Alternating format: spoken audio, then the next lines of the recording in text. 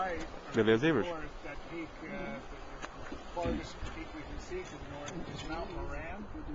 See how there's a black stripe coming off the summit of Mount Moran?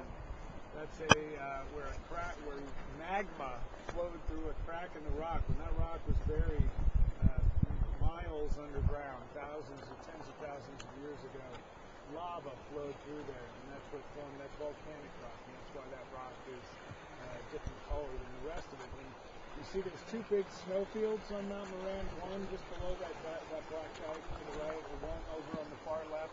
Those are both glaciers. That's the Falling Ice Glacier on the right and the Bear Paw Glacier on the left. Those are remnants of much bigger glaciers that carved out the Valley of Jackson Hole and carved out these canyons among the peaks.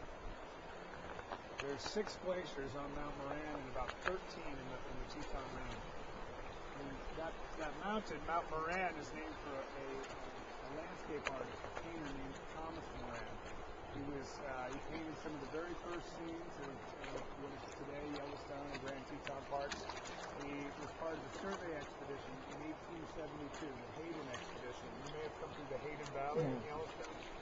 A lot of the places were named by the Hayden expedition, and that trip and Moran's participation in it were crucial in getting Yellowstone set aside as our first national park. First national park in the world, not just in America.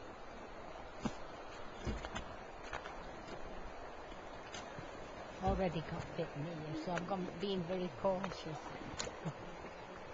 You didn't last night? Yeah.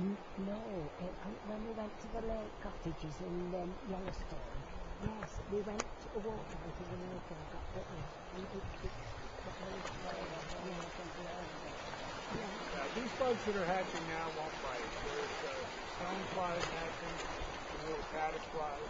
These are non-biting insects, but the trout are biting them. All right. And these fly fishermen, they're challenged to find something in the fly box that matches something that matches what's naturally hatching on the surface of the river.